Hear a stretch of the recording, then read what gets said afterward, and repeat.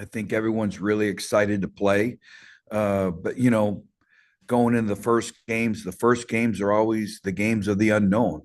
And I think really the landscape and dynamic of college football now, when you talk about the game of the unknown, it's not just about your opponent, but I think it's about your current team as well. And so we continue to be work in progress. I think the biggest thing for us is what does winning football look like? Before you can win the game, you have to not lose the game. And so, really, what does it take to play winning football? Your pride in your preparation leads to pride in your performance, all those little things that go into it. And then I think when you look at game one on top of the unknowns, we're playing a football team and a football program that knows how to win in SEMO.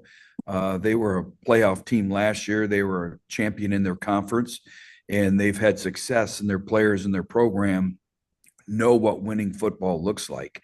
And so I think, with this football team with 70 newcomers, you can't take anything for granted, right down to, situational mastery of the different situations that go into the game. But, the first things first, who are we? What we're about. This is the infant stages of building our identity of who we are and what we want to become.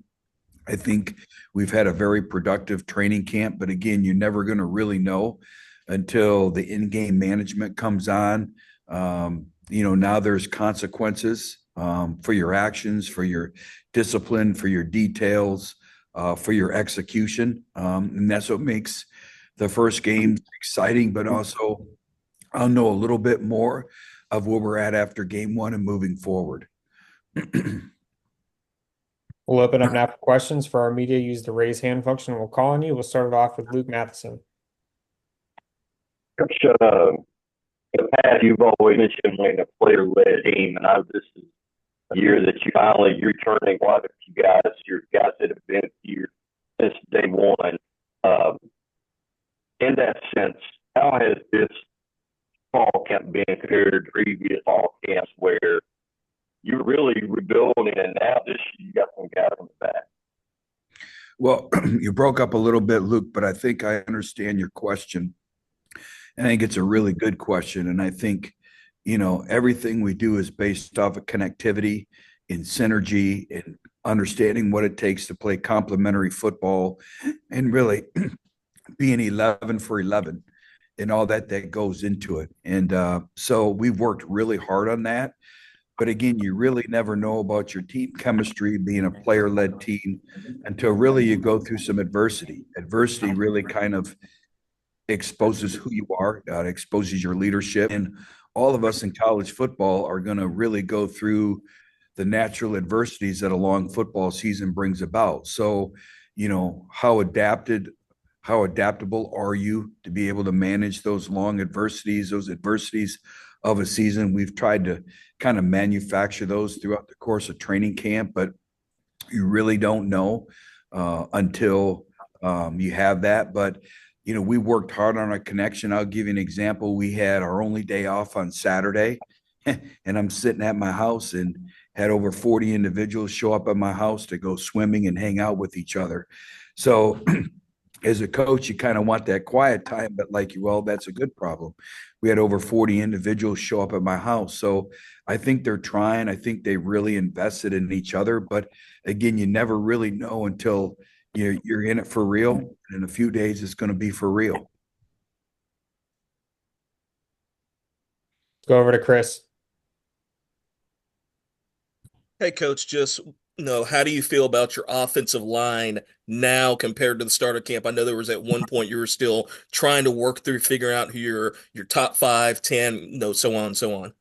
Well, I think they still continue to be work in progress, and we have a number of individuals that are still battling for the starting positions. I think when you really look at our depth chart on both sides of the ball, we really don't have at a lot of positions clear-cut starters, which I think we have more depth than we've ever had in our program.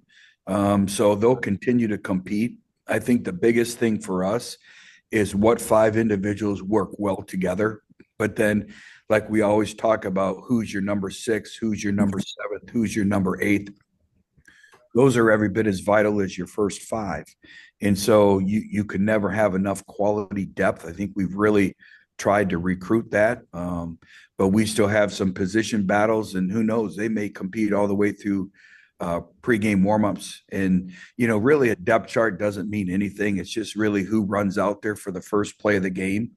Um, so we'll know more, but I've liked their work. I think they've worked really hard. I think they're working well together. But we'll continue to evaluate that group throughout the course of preparation this week and really into every week. Let's go back over to Luke.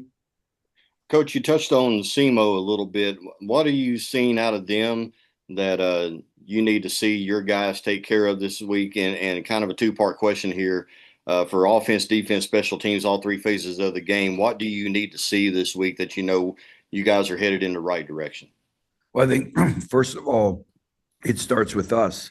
And it starts obviously with a lot of things. And it starts first and foremost with taking care of the football. When you look at the first games, the games of the unknowns, it usually comes down to your eye discipline, missed tackles, taking care of the football, special teams, explosive plays, things like that. I think the ability to handle situations and the flow, ebbs and flows of a game. So I think there's a lot that goes into the first game. So as a coach, you try to really expose them to everything. But for us, obviously, it starts with taking the football away, tackling in space. They're going to challenge us. They have a quarterback that's 6'8". He can hang in the pocket. He can throw the football. Defensively, their entire defensive line is back. They're very talented in the back end. So again, it's going to be a great challenge against a quality opponent. But, it really starts with taking care of us first and foremost. And again, the small details, the meticulous attention, the details that it takes to play winning football.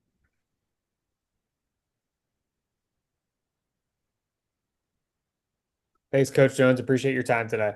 Okay, have a good rest of the week.